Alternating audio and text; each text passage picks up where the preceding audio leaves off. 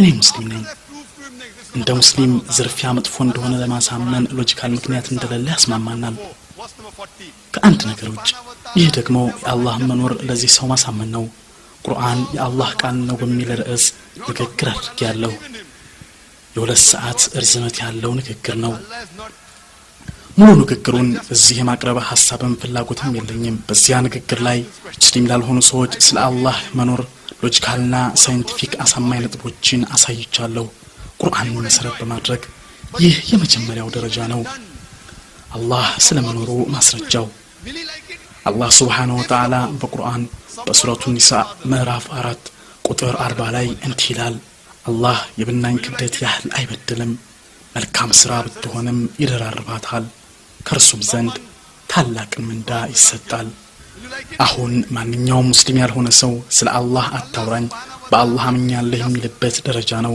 ግን አላህ ፍትሃ አይደለም እያልክ ነው እለዋለሁ ማወቅ ፈልጋለሁ ይህን ጥያቄ ጠይቄው አንድ ሰው በመስረቁ እንደሚደሰት እኔም እስማማለሁ ግን በተመሳሳይ መልኩ ይህ ስርቆት ለአንተ ቀረቤታ ባለው ሰው ላይ ቢፈጸም ምን ይሰማሃል መልሱ መጥፎ ስሜት ይሰማኛል ነው አንድ ሰው አብቱን ቢሰርቅ ይወዳልን መልሱ አልወድም ስለዚህ አላህ Subhanahu Wa Ta'ala ፍትሃዊ ነው ማለት ነው አላህ በዚህ ዓለም ላይ ፍትሃዊነት እንዲነግስ አይፈልግም በርግጥ ብዙ ዘራፊዎች እየዘረፉ የተቀናጣ ኑሮን ይመራሉ አፓርታማዎች አሏቸው ወዘተ ግን አንድ ቀን የሁሉም ፍጻሜ ይሆናል ይሞታሉ አላህ በተከበረው ቁርአን በሱረቱል ሙልክ ምዕራፍ 67 ቁጥር 2 ላይ እንዲህ ይላል ያ የትኛችሁ ስራው ይበልጥ ያማረ መሆኑን ሊሞክራችሁ ሞትንና ህይወትን የፈጠረ ነው እርሱም አሸናፊው መሐሪው ነው አላህ Subhanahu Wa Ta'ala በቁርአን በሱረቱል ኢምራን ምዕራፍ 3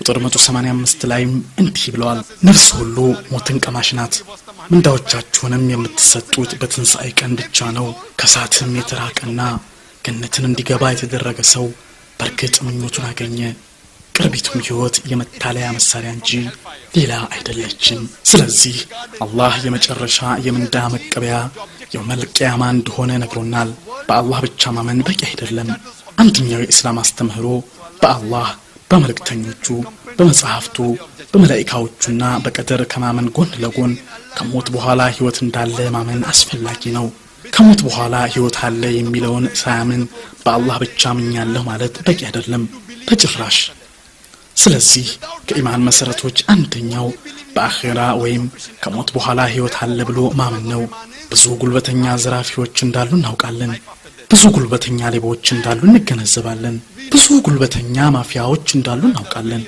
የተወሰኑት ታስረዋል የተወሰኑት ተቀጥተዋል በዚህ ዓለም ላይ ብዙዎቹ አልተቀጡም ስለዚህ ይህ ምን አይነት ፈተና ነው በመሆኑም ይህን ዘራፊና ሀብታም ሰው ይህን ጉልበተኛ ሰው እንዲህ ይለዋለሁ ካንተ ጋር እስማማለሁ በዚህ ዓለም ተደስተህ ትኖራለህ በሰላም ትተኛለህ ገንዘብ በቀላሉ ታገኛለህ ግን ስለ አኺራ ምን ታስባለህ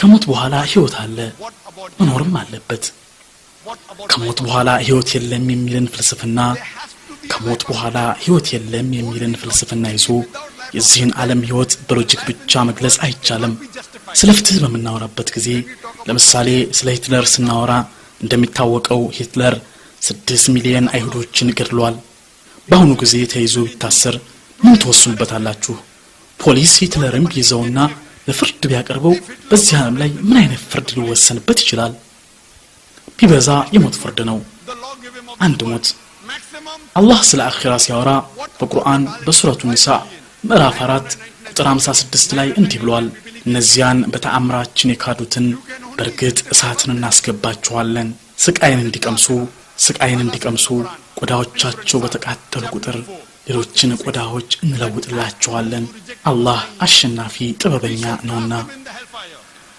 አላህ Subhanahu Wa Ta'ala ሂትለርን 6 ሚሊዮን ጊዜ ሊቀጣው ቢፈልግ ሊያደርገው ይችላል 12 ሚሊዮን ጊዜ ሊቀጣው ቢፈልግ የማድረግ ችሎታው አለው በአኺራ ማለት ነው በዚህ ዓለም ላይ ፖሊስ የሚይዘውን ማንኛውንም ወንጀለኛ ቢበዛ ሊቀጣ የሚችለው በሞት ነው ይህ ሎጂካዊ ምክንያት ነው ስለዚህ የዝርፊያን መጥፎነት ያስገድዶ መድፈርን መጥፎነት የጉቦን ጎጅነት ለማሳመን የአኺራ ህይወት መኖሩን ማመን ተገቢ ነው ከሞት በኋላ ህይወት እንዳለ ማመን አስፈላጊ ነው ከሞት በኋላ ህይወት እንዳለ ካልታመነ በአላህ ብቻ ማመን በቂ አይደለም ዝርፊያ ለምን መጥፎ እንደሆነ አስገድዶ መድፈር ለምን መጥፎ እንደሆነ ጉቦ መብላት ለምን መጥፎ እንደሆነ ለማሳመን በአላህ ብቻ ማመን በቂ አይደለም ከሞት በኋላ ህይወት እንዳለ ካልታመነ በስተቀር አላህ በቁርአን በሱረቱል ኢምራን ምዕራፍ 3 ቁጥር 185 ላይ እንዲህ ብሏል ነፍስ ሁሉ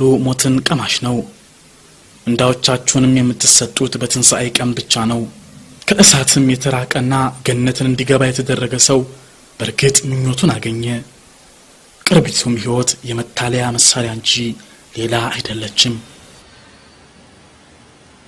The 18th most common question asked the non-Muslims that if all the Muslims they believe in the same Allah, they follow the same Quran, they believe in the same Prophet, then why are Muslims divided into sects? The reply to this question is given in the glorious Quran in Surah Al-Imran. 15ኛው ሙስሊም ባልሆኑ ሰዎች በተደጋጋሚ የሚጠየቅ ጥያቄ ደግሞ የሚከተለው ነው ሙስሊሞች በሙሉ በአንድ አላህ ካመኑ አንድ ቁርአን ከተከተሉ በተመሳሳይ ነብይ ካመኑ ለምን በተለያዩ ቡድኖች ተከፈሉ ለዚህ ጥያቄ ምላሽ በቁርአን ሱረቱል ኢምራን ምዕራፍ 3 ቁጥር 103 ላይ ተሰጥቷል የአላህንም የማመን ገመድ ሁላችሁም ያዙ አትለያዩም እዚህ ላይ ሁለት መሰረታዊ ነጥቦች ተነስተዋል የአላህን የማመን ገመድ ያዙ የሚልና ሁለተኛው ደግሞ አትከፋፈሉ የሚለው ነው የአላህ የማመን ገመድ የተከበረው ቁርአን ነው አላህ Subhanahu Wa Ta'ala የአላህን የማመን ገመድ ቁርአንን ያዙ አትከፋፈሉ ይለናል አላህን ታዘዙ መልእክተኛውንም ታዘዙ ይላል በሱረቱ ኒሳ ምዕራፍ 4 ቁጥር 59 ላይ ስለዚህ የአላህን የማመን ገመድ አጥብቀን መያዝ ይኖርብናል የመልእክተኛውን መልእክት መከተልና አለመለያየት ይጠበቅብናል አላህ በቁርአን በሱረቱል አንዓም ምዕራፍ 6 ቁጥር 159 ላይ እንዲህ ይላል እነዚያ ሃይማኖታቸውን የተለያዩ አህዛብ የሚሆኑ በምንም ከነሱ አይደለህም ነገራቸው ወደ አላህ ብቻ ነው ከዚያ የሚሰሩት የነበሩትን ሁሉ ይነገራቸዋል ፈጣሪያችን አላህ Subhanahu Wa Ta'ala ሃይማኖቱን የሚለያይና ወደ ቡድኖች የሚከፋፍል ሰው ጋር ምንም ጉዳይ የለህም ይላቸዋል የአላህ መልእክተኛን ሙሐመድን ሰለላሁ ዐለይሂ ወሰለም ይህን ጉዳይ አላህ የውመል ቂያማ ውሳኔ ይሰጥበታል አንድ ሙስሊም ማንነቱን ሲጠይቅ ከፊሎቹ ሱኒ ሌሎቹ ሺዓ ሌላው ሐነፊ ሻፊዒ ሐንበሊ ማሊኪ አላዊ ሰለፊ ጀማዓት الاسلام ተብሊግ ወዘት የሚል መልስ ይሰጣል ውድ ነብያችን ሰለላሁ ዐለይሂ ወሰለም ምን ነበሩ እሳቸው ምን ነበሩ ሐነፊ ነበሩ ሻፊዒ ነበሩ ሐንበሊ ነበሩ ወይስ ማሊኪ ነበሩ እሳቸው ሙስሊም ነበሩ አላህ በቁርአን በሱረቱል ኢምራን ምዕራፍ 3 ቁጥር 67 ላይም እንዲህ ይላል ኢብራሂም ይሁዳዊም ክርስቲያንም አልነበረም ግን ወደ ቀጥተኛው ሃይማኖት የተዘነበለ ሙስሊም ነበረ አላህ በቁርአን በሱረቱል ፉሲለት ምዕራፍ 41 ቁጥር 33 ላይ ደግሞ እንዲህ ብሏል ወደ አላህ ከተጣራና መልካምንም ከሰራ እኔ ከሙስሊሞች ነኝ ካለም ሰው ይበልጥ ቃሉ ያማረ ማን ነው በብዙ የቁርአን ክፍሎች ላይ እንደተገለጸውና እኔም በንግግሮች ላይ በተደጋጋሚ እንደማነሳው የዳዕዋ መሰረታዊ ቁልፍና እጅግ ጠቃሚ መልእክት ሱረቱል ኢምራን ምዕራፍ 3 ቁጥር 34 ላይ ይገኛል የመጽሐፉ ባለቤቶች ሆይ በእኛና በእናንተ መካከል ትክክለኛ ወደሆነች ቃል ነው እርሷም አላህ እንጂ ሌላ ላንገዛ በእርሱም ምንም ላናጋራ ከፊላችንም ከፊሉን ከአላህ ሌላ አማልክት አድርጎ ላይ ይዝነው በላቸው እንቢ ቢሉም እኛ ሙስሊሞች መሆናችንን መስክሩ በላቸው እኔ ሙስሊም ነኝ እኛ ሙስሊሞች ነን ከ22 ባላነሱ ቦታዎች ላይ ራሳችሁን ሙስሊም በሉ የሚል መልእክት ተገልጿል ኢብራሂም አለይሂ ሰላም በሱረቱል ሐጅ ምዕራፍ 22 ቁጥር 78 ላይ እንደተገለጸው ወደ አላህ ዱዓ ሲያደርግ ልጆቼን ሙስሊም አድርግልኝ ብለዋል እነኚህ ሁሉ የዲን መሪዎች እነዚህን አራቱን ኢማሞች ኢማም አቡ ሐኒፋ ኢማም ሐንበሊ ኢማሙ ማሊክ፣ ኢማሙ ሻፊ ሁሉንም ወዳችኋለሁ፣ ሁሉንም አከብራችኋለሁ። እነዚህ በሙሉ ታላላቅ የኢስላም ዑለማዎች ናቸው። እነሱን የመጠየቅ እድል ብታገኝ አንተ ማነህ ብለህ ብትጠይቃቸው ምን መልስ ሊሰጡ ይችላሉ? ምን ይላሉ? እኔ ሙስሊም ነኝ፣ ኢማሞቹን እንወዳቸዋለን፣ እናከብራቸዋለን። ሁሉም ኢማሞች የኛ ፈትዋ ከአላህና ከመልእክተኛው ሰለላሁ ዐለይሂ ወሰለም መርህ የተቃረነ ከሆነ የኛን ፈትዋ ከአጥር በስተጀርባ ወሩሩት የሚል መልእክት አስተላልፈዋል። ሁሉም ኢማሞች ሁላችንም ወደ እስልምና እንድንመራ ረድተውናል። እኛ የተግባር ሙስሊሞች እንድንሆን አስተምረውናል። ዲናችን እንዳይከፋፈል ጥረዋል። አላህ በቁርአኑ በሱረቱ ኒሳ ምዕራፍ 4 ቁጥር 59 ላይ እንዲህ ብሏል። እናንተ ያመናችሁ ሆይ አላህን ተገዙ፣ መልእክተኛውንና ከናንተም የስልጣን ባለቤቶችን ታዘዙ። በማንኛውም ነገር ብትከራከሩ በአላህና በመጨረሻው ቀን የምታምኑ ብትሆኑ የተከራከራችሁበትን ነገር ወደ አላህና ወደ መልእክተኛው መልሱት። ይህ የተሻለ መጨረሻውም ያማረ ነው። ሰዎች በአላህ እመኑ፣ በመልእክተኛው እመኑ፣ ለመሪዎቻችሁ ታዘዙ ብለው በአራት ነጥብ ይዘጋሉ። አንቀጹ እዚህ ላይ አያበቃም። አንቀጹ ይቀጥላል። በማንኛውም ነገር ላይ ብትከራከሩ በአላህና በመጨረሻው ቀን የምታምኑ ብትሆኑ የተከራከራችሁበትን ነገር ወደ አላህና ወደ መልእክተኛው መልሱት። ይህ የተሻለ መጨረሻውም ያማረ ነው። ሁሉም ሊቃውንት ተመሳሳይ አቋም ባላቸው ነጥቦች ላይ ምንም ምርምር አያስፈልግም። ሁሉም በቀን 5 ጊዜ ስገድ ይላሉ። ሁሉም ጾም ይላሉ። በዚህ ጉዳይ ችግር የለም። ነገር ግን በዑለሞች መሃል የአቋም ልዩነት ካለ ጉዳዩን ወደ አላህና ወደ ረሱል ሰለላሁ ዐለይሂ ወሰለም መመለስ ይኖርበታል። ዲን መከፋፈል ከየት ነው የተገኘው? ውዱ ነብያችን ሙሐመድ ሰለላሁ ዐለይሂ ወሰለም ሶሒህ በሆነ ሐዲስ በሱነን አቡ ዳውድ የሐዲስ ቁጥር 4579 ላይ እንደጠቀሱት 73 የኢስላም አንጃዎች ይፈጠራሉ። ግን እዚህ ላይ ትኩረት ማድረግ ያስፈልጋል። ሰዎች እንደሚሉት እስልምና እንደሚከፋፈል ነብዩ ሙሐመድ ሰለላሁ ዐለይሂ ወሰለም ተንብየዋል የሚለውን አያሲዘንም። ነብዩ ሰለላሁ ዐለይሂ ወሰለም ያሉት ወደፊት 73 አንጃዎች ይፈጠራሉ ነው ያሉት። ነብዩ ሰለላሁ ዐለይሂ ወሰለም አንጃ ፍጠሩ አላሉም።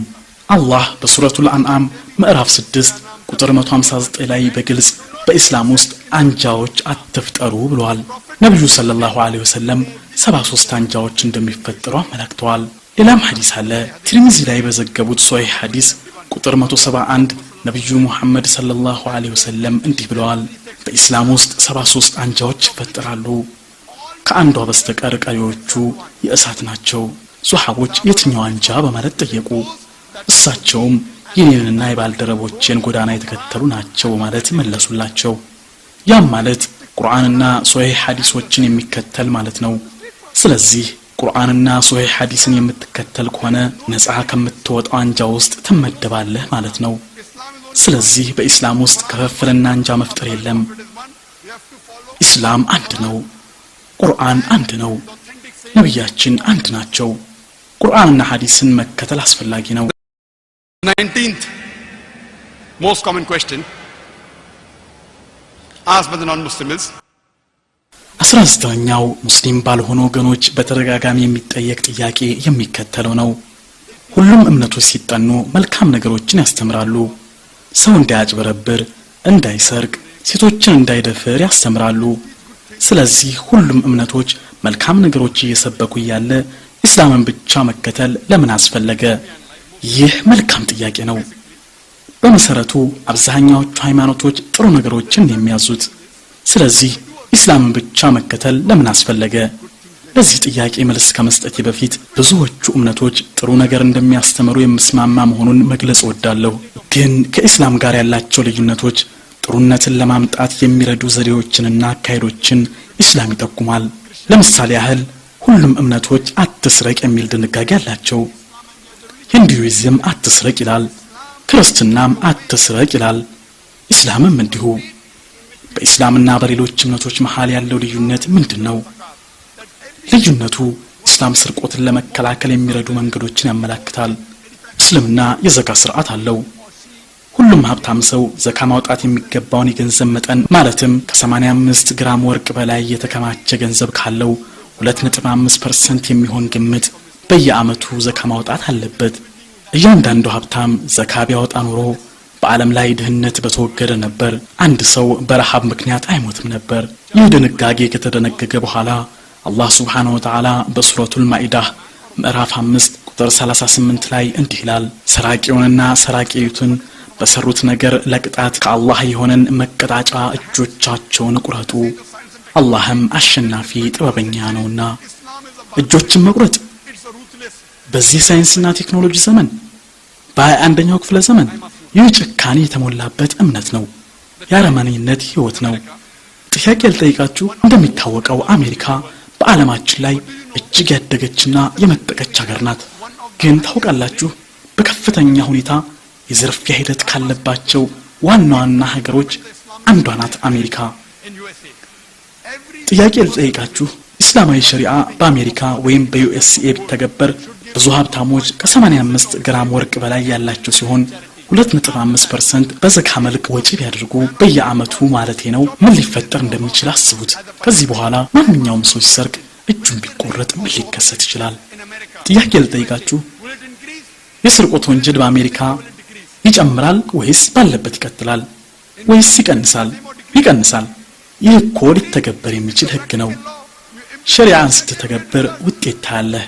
ሸሪዓ በሙስሊም ሀገር ላይ አሊያም በዩኤስኤ ቢተገበር ውጤት ማምጣት ይቻላል።